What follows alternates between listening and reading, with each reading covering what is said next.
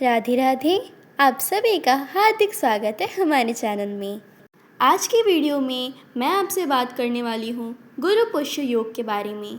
जब पुष्य नक्षत्र गुरुवार के दिन आता है तो उसे कहा जाता है गुरु पुष्य योग। गुरुवार और पुष्य नक्षत्र का दुर्लभ संयोग। पुष्य नक्षत्र वैसे तो ज्योतिष शास्त्र के अनुसार शनि देव का नक्षत्र है, लेकिन इसके अधिष्ठाता देवता है बृहस्पति। पुष्य नक्षत्र नक्षत्रों में सबसे शुभ माना जाता है। नक्षत्रों का राजा माना जाता है पुष्य नक्षत्र को, और बृहस्पतिवार का दिन बृहस्पति का शुभ नक्षत्र पुष्य नक्षत्र। ज्योतिष शास्त्र के अनुसार पुष्य नक्षत्र को संचय का नक्षत्र माना जाता है। इस समय में हम जो भी शुभ कार्य करते हैं उसका फल संचय हो जाता है।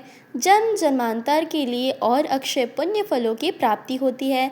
तो वैसे तो पुष्य नक्षत्र जब भी पड़ता है श्रेष्ठ ही माना जाता है, लेकिन अगर गुरुवार के दिन या फिर रविवार के दिन पुष्य नक्षत्र का संयोग बनता है तो इसे कहते हैं गुरु पुष्य योग और रवि पुष्य योग। और इन शुभ योगों में हम जो भी कुछ कार्य करते हैं उसका फल संचय हो जाता है। तो इस वीडियो में मैं आपसे बात करने वाली हूँ गुरु पुष्य योग के दुर्लभ संयोग में हमें क्या करना चाहिए, क्या नहीं करना चाहिए, कब से कब तक गुरु पुष्य योग का दुर्लभ संयोग हमें प्राप्त हो रहा है, और इस दिन कौन सा कार्य करें, कौन सा उपाय करें जिससे कि आर्थिक समृद्धि बढ़े, मन की इच्छाएं पूरी हो, संकटों से मुक्ति मिले और विशेष कृपा भगवान श्री हरि विष्णु की हमें प्राप्त हो।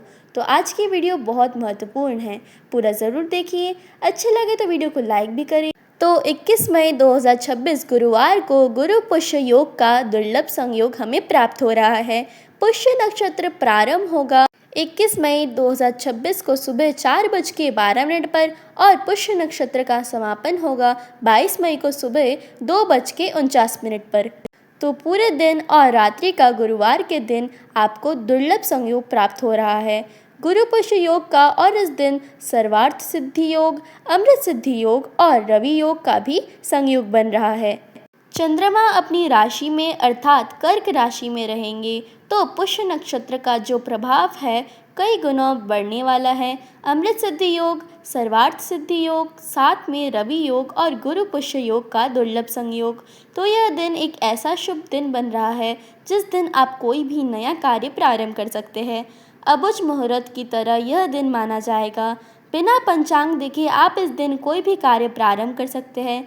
वैसे तो मलमास चल रहा है, कोई भी नया कार्य प्रारंभ नहीं करना चाहिए, लेकिन अगर आपने किसी भी कार्य को जैसे पहले से थोड़ा बहुत प्रारंभ कर दिया है तो इस दिन आप दोबारा से शुरू कर सकते हैं। गुरु पुष्य योग में खरीदारी का बहुत महत्व है, जैसे कि महंगी धातुएं खरीदना, वाहन खरीदना, प्रॉपर्टी खरीदना। यह सभी चीज़ें ऐसा कहा जाता है समृद्धि बढ़ाती है खरीदारी करने से। तो आप अपनी इच्छा के अनुसार कोई भी वस्तु खरीद सकते हैं, सोना इत्यादि धातु खरीद सकते हैं। लेकिन अगर आप कुछ भी नहीं खरीद पाते हैं तो भी आपको कम से कम एक पीतल का छोटा सा दीपक या फिर कोई भी पीतल का एक पात्र खरीद कर घर में लाकर और घर के मंदिर में पूजा के लिए प्रयोग करना चाहिए। मतलब खरीदारी का नियम अवश्य कर लीजिए। कुछ भी आप छोटी सी चीज़ चाहे तो हल्दी भी खरीद सकते हैं या फिर पीले वस्त्र खरीद सकते हैं।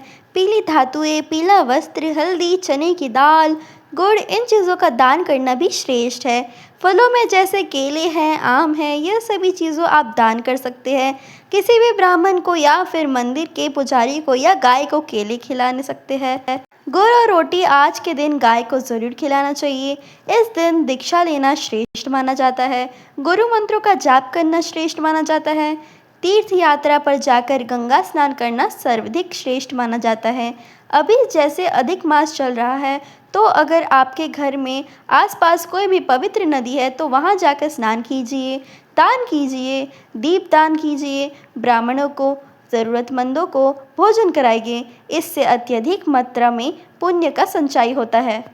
और यह जो संचय है पुण्य का, यह आपको जन्म जन्मांतर तक प्राप्त होता है।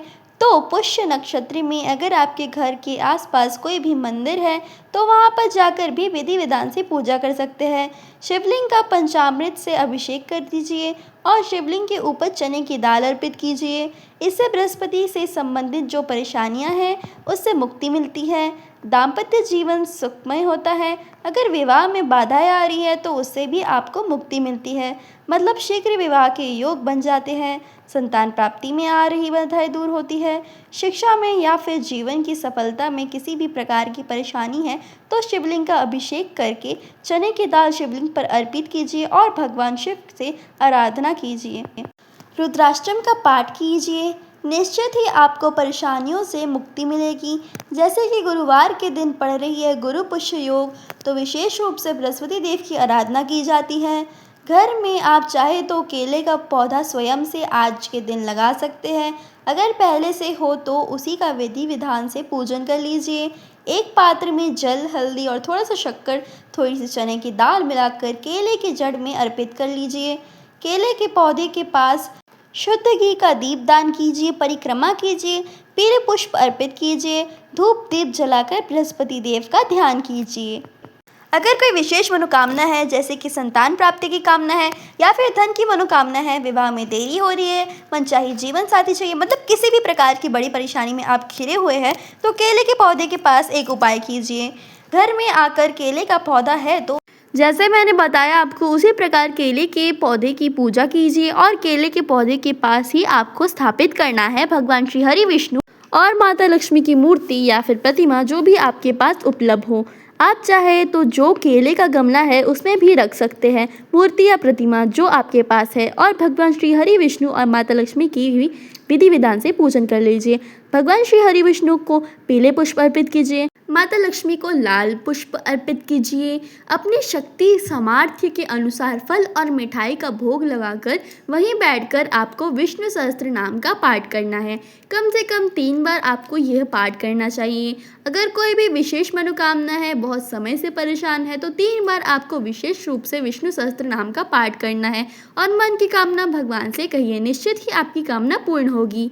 मान लीजिए कि आपको विष्णु सहस्त्र नाम का पाठ करना नहीं आता है, तो भगवान के जो 1000 नाम हैं विष्णु सहस्त्र की पुस्तक में, आप वो 1000 नाम जो है वही 3 बार पढ़ लीजिए, मतलब 3000 बार हो जाएंगे। तो इस प्रकार से आप अगर गुरु पुष्य योग में ये उपाय करते हैं, इस प्रकार से आराधना करते हैं भगवान श्री हरि विष्णु की, तो निश्चित ही आपकी कामना पूर्ण होगी। अगर आप चाहें तो यह उपाय आप प्रत्येक बृहस्पतिवार 7 बृहस्पतिवार तक कर सकते हैं, मतलब गुरु पुष्य योग से प्रारंभ कर दीजिए, इसके बाद 7 बृहस्पतिवार लगातार कर लीजिए। विश्वास कीजिए, अगर आप श्रद्धा भाव से पूजा करके और इस प्रकार से पाठ करके विष्णु सहस्त्र नाम का 3 बार पाठ करते हैं तो निश्चित ही आपकी कामना पूर्ण होगी। प्रत्येक बृहस्पतिवार को 3 बार विष्णु सहस्त्र नाम का पाठ करना है। यह उपाय आप सुबह जितनी जल्दी कर पाते हैं उतना ही श्रेष्ठ होगा। मान लीजिए आप सुबह किसी कारणवश नहीं उठ पाते हैं तो शाम के समय भी कर सकते हैं, तो अपनी सुविधा के अनुसार आप समय देख लीजिए और फिर आप यह उपाय कर सकते हैं। अच्छा, आज के दिन श्री यंत्र की पूजा करना, श्री यंत्र की स्थापना करना श्रेष्ठ माना जाता है। मतलब अगर आपके घर में श्री यंत्र नहीं है तो आप गुरु पुष्य योग में खरीद कर लाकर और घर में स्थापित कर सकते हैं। विधि विधान से पूजा करके प्रतिदिन श्री यंत्र के सामने बैठ के आपको 16 बार श्री सूक्त का पाठ करना है। नियमित कीजिए तो कुछ दिनों में श्री यंत्र सिद्ध हो जाएगा, और जब एक बार श्री यंत्र सिद्ध हो जाता है मतलब मंत्रों से अभिमंत्रित हो जाता है, क्योंकि देखिए मंत्रों के प्रभाव से ही श्री यंत्र काम करता है। तो श्री यंत्र के पास बैठकर जितना अधिक माता लक्ष्मी के मंत्रों का हम जाप करते हैं उतना ही अधिक प्रभाव हमें प्राप्त होता है।